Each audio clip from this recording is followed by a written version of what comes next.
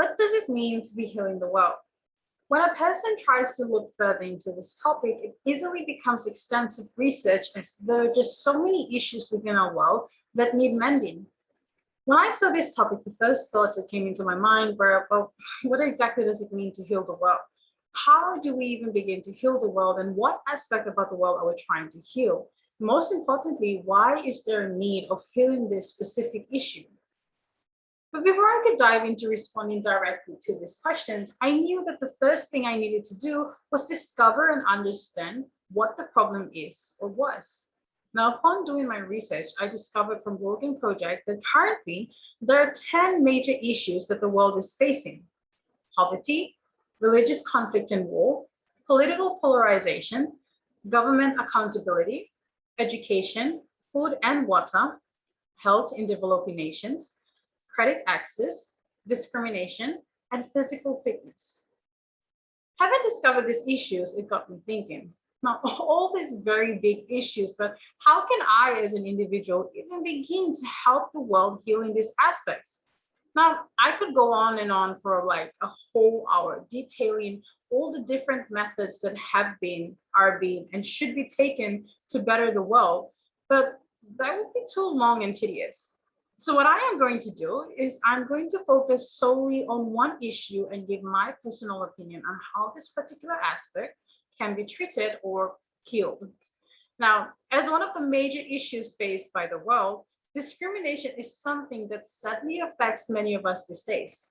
No matter your age, race, ethnicity, gender, religion, class, or sexuality, almost every person has experienced it, is experiencing it, and will experience it in the future. The sad reality is that no person is born with discriminatory minds. It's something that is learned from events and people around the person. There's a saying that goes, you cannot teach an old dog new tricks, and that same principle applies on how discrimination can be prevented. We, as the older generation, need to be mindful that the way we act, speak, and treat others in front of the younger generation directly influences the judgment, values, ideas, and even personality of our younger generation. From an early age, if a child develops one-sided views about a person's race, ethnicity, gender, or religion, these views will become very hard to correct once they become adults. Now, as well as that, they need to be taught about prejudice and discrimination and how that hurts people. We need to ensure that our younger generations are aware of and taught to appreciate the differences in others. And for the ones that have been discriminated, we need to support and encourage them, because doing nothing will not make discrimination disappear. But that prevention method is for the next generation of children. For those that are old enough to multiply by 100, one needs to realize that on Earth, there are about 7.8 billion people. Not every single person shares the same belief as another. What one may feel is right, what one may feel or think is morally right for them may not be so for another person from another continent.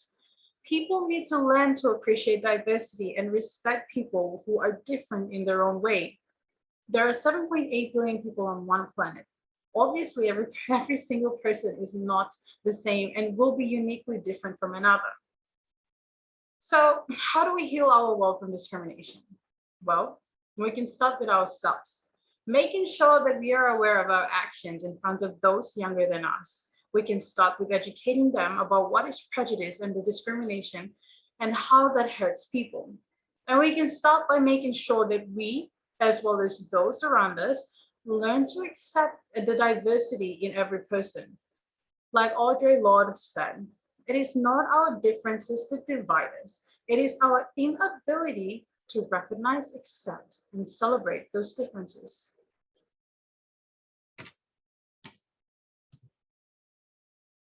Okay, recording stop.